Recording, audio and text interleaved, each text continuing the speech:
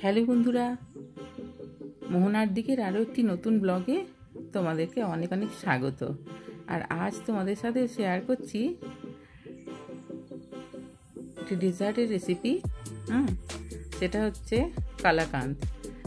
কালাকাঁদ বাড়িতেই খুব সহজেই কীভাবে বানিয়ে নিয়েছি সেটাই তোমাদের সাথে আজকে শেয়ার করছি। তো দেখো, প্রথমে আমি ফ্রাইং প্যানে ঘি দিয়েছি।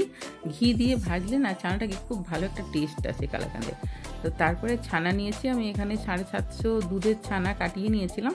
তারপরে ওটাকে অল্প একটু চিনি দিয়ে আমি এটাকে মাখিয়ে নিয়েছি। খুব ভালো করে ম্যাশ করে নিয়েছি। তারপরে এটাকে দেখো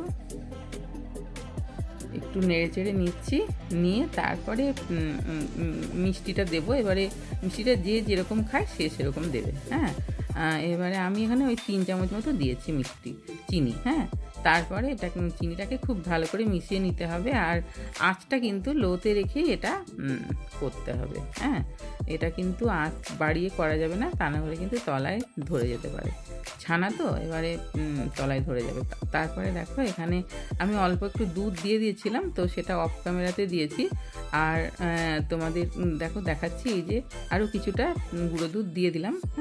এবারে গুঁড়ো দুধটা যত দেবে তত কিন্তু টেস্টটা ভালো হয়। আর খুব সফটও হবে। তো তারপর দেখো দিয়ে তারপরে এটাকে খুব ভালো করে নাড়তে হবে যাতে তলায় কোনো মতেই ধরে না যায়। আঁচটা কিন্তু একদম মানে লোতে রেখেই এই মিষ্টিটা বানাতে হবে। আর খুব তাড়াতাড়ি এটা হয়ে যায়। আর বাড়িতে দুধ তো নেওয়া হয়, এবারে দুধ থেকে ছানা কাটিয়ে এটা কিন্তু যখন তখনই বানানো যায়। আর বাড়ির জিনিস খাওয়ার তো ব্যাপারটাই আলাদা, বুঝতেই পারছো। তো দেখো এটা ততক্ষণ পর্যন্ত নাড়তে হবে যতক্ষণ না এটা একদম মানে ফ্রাইং প্যান থেকে একদম পুরো ছেড়ে আসে। অনেকটাই ছেড়ে এসছে, তবুও যাতে একেবারে মানে শুকিয়ে যায় সেরকম অবস্থায় আনতে হবে। তো দেখো সেই জন্য আমি নাড়ছি, অনবরত নাড়তে হবে, এটা থামানো যাবে না। আর এখানে এলাচের গুঁড়োটা দেওয়া যেতে পারে, তবে এখানে আমি এলাচের গুঁড়োটা দিইনি। এমনিতেই কী বলো তো, মানে যেহেতু মিল্ক পাউডার দেওয়া আছে এতেই একটা অসাধারণ টেস্ট আসবে, সেই জন্য এলাচের গুঁড়োটা আর এখানে আমি দিচ্ছি না। তোমরা কিন্তু চাইলে দিতে পারো। তো তারপরে এটাকে নেড়ে চেড়ে একদম শুকনো করে নিয়েছি। দেখো একদম পুরো ফ্রাইং প্যানের গা থেকে উঠে আসছে।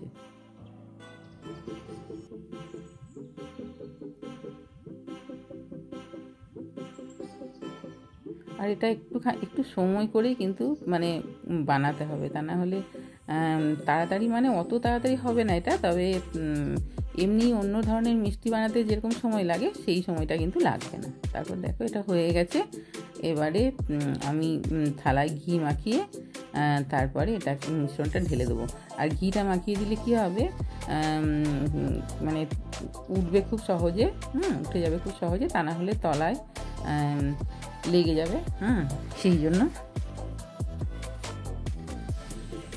একটু ঘি মাখিয়ে দিয়ে তারপরে মিশ্রণটাকে আমি এটা মানে প্লেটের মধ্যে নিয়ে নিচ্ছি।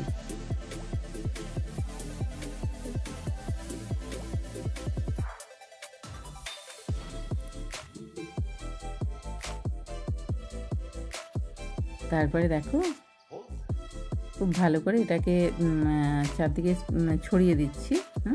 ছড়িয়ে দিয়ে তারপরে একটু ভালো করে প্লেন করে দিতে হবে ওপরটা। তারপরে এটাকে আমি সেট হতে দেবো, ফ্রিজে রেখে দেবো ওই আধ ঘন্টা মতো।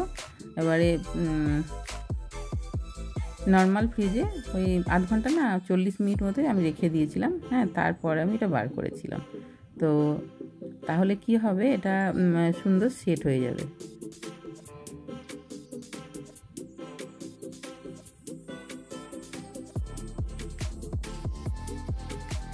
তারপরে যে দেখো ফ্রিজ থেকে বার করেছি। তারপরে এটাকে একটু চারদিক থেকে একটু ছুরি দিয়ে, চারকোনা ধরনের প্লেট হলে এটা ভালো হয়, তবে আমার কাছে চারকোনা ধরনের নেই, সেই জন্য আমি এটাতেই ঢেলেছি। আর এই যে দেখো সুন্দর সেট হয়ে গেছে। এবারে এটাকে যে যেরকম সাইজের চাও সে সেরকমভাবে কেটে নেবে। আমি ছোট ছোট সাইজেরই কাটছি।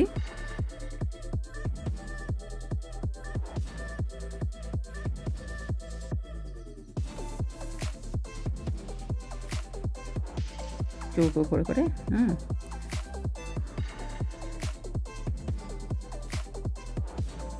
সবগুলো হয়তো একই সাইজের হয়নি, হ্যাঁ, কয়েকটা ছোট বড় হয়েছে। তবে বাড়ির ব্যাপার তো বুঝতেই পারছো, বাড়ির জিনিসের একটা আলাদা মানে ব্যাপার আছে।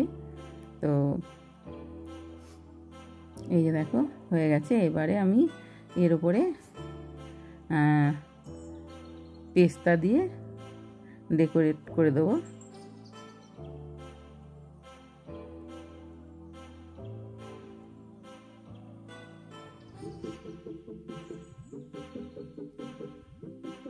দেখো পেস্তা দিয়ে দিলে কি সুন্দর দেখতে লাগছে।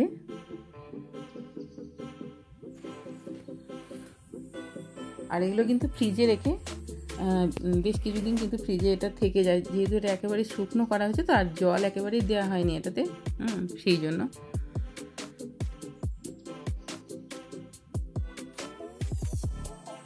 এই যে হয়ে গেছে দেখো।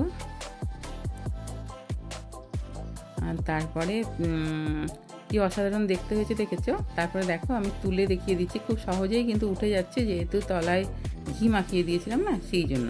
হ্যাঁ,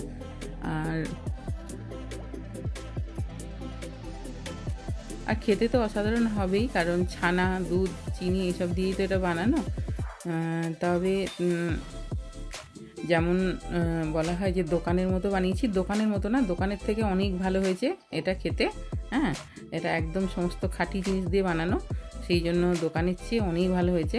তো অবশ্যই এইভাবে বাড়িতে বানাবে। হ্যাঁ, বাড়িতে তো দুধ, ছানা তো মানে বানানোই যায়, কোনো অসুবিধা নেই দুধ থাকলে।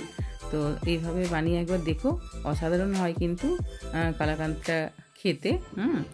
আর বাজার থেকে কিনতে হবে না তাহলে। হ্যাঁ, তো আমার এই কালাকাঁদের রেসিপিটি যদি তোমাদের ভালো লাগে তাহলে অবশ্যই একটা লাইক দিও, কমেন্ট করো। আর আমার চ্যানেলে নতুন বন্ধু হলে অবশ্যই চ্যানেলটাকে সাবস্ক্রাইব করে দেবে, কেমন?